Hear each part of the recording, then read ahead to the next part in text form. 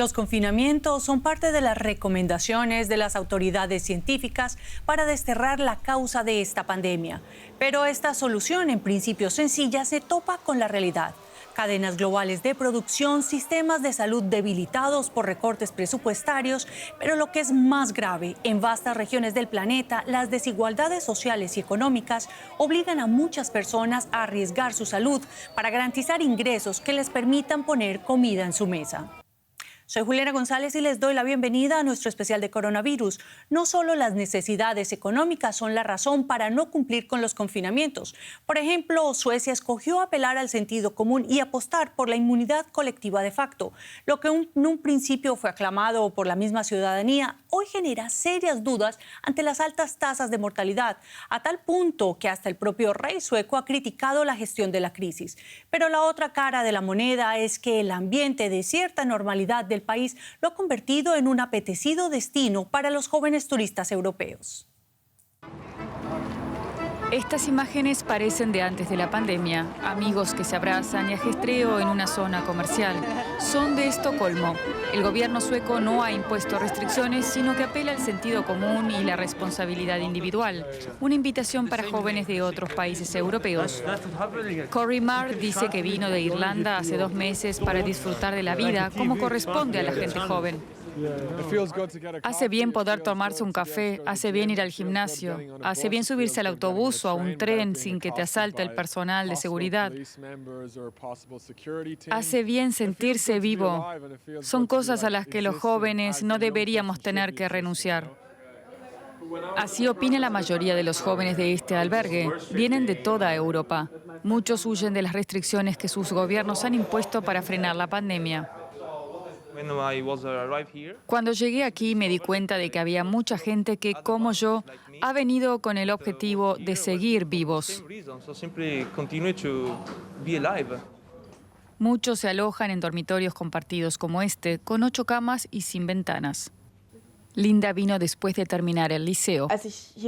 Cuando llegué hace semana y media y vi que había gente en los restaurantes comiendo y hablando con normalidad, sin máscaras, creí que estaba soñando. Por otro lado, no me puedo olvidar de lo que está pasando en Alemania.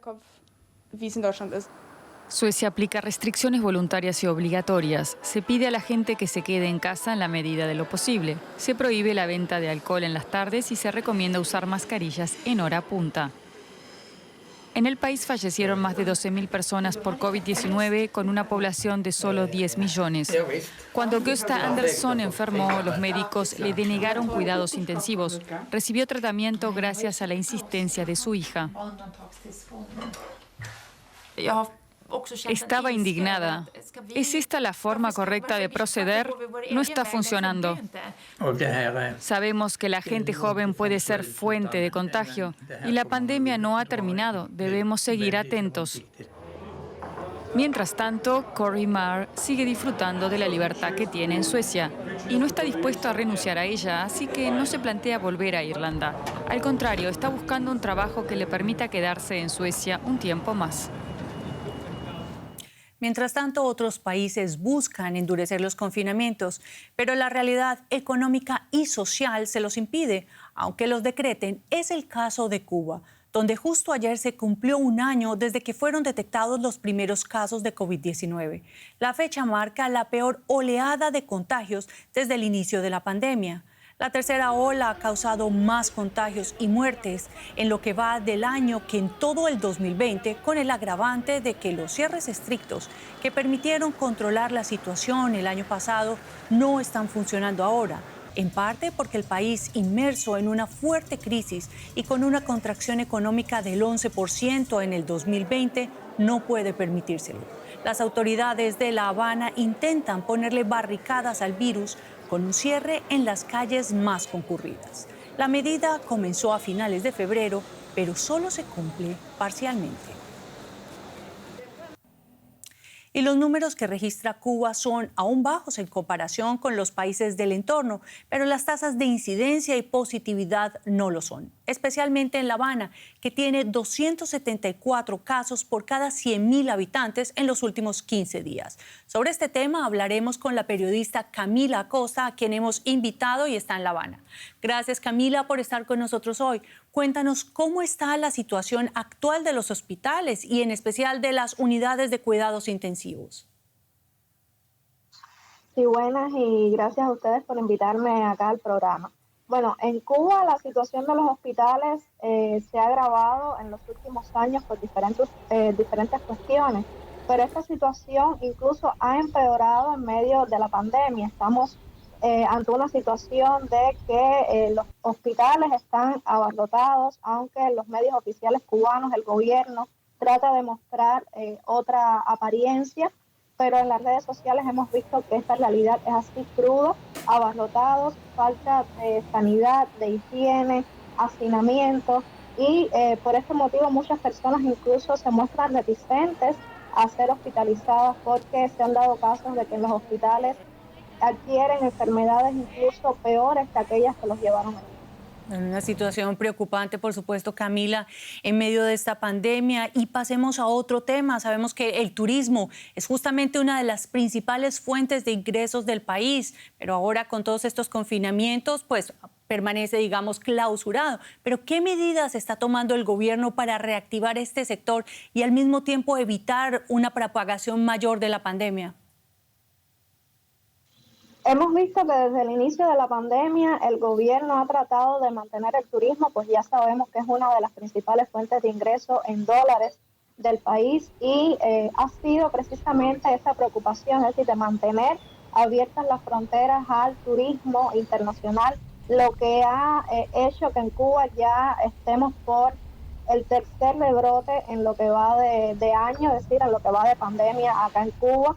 Se han tomado medidas como, por ejemplo, permitir la entrada del turismo en diferentes puntos de hoteles acá en Cuba para que entre turismo internacional. Incluso han tornado esta situación a su favor porque le están cobrando a los turistas en dólares por el tiempo de aislamiento, le están cobrando las pruebas de PCR, le están cobrando incluso los medicamentos. Es decir, que hemos visto que han convertido esto también, es decir, el turismo de salud, en una fuente de ingresos de divisas al país, pero por supuesto para la población en general esto no ha significado cambios, incluso ha agravado la situación del coronavirus. La mayoría de los casos son importados de coronavirus en Cuba, son importados del exterior.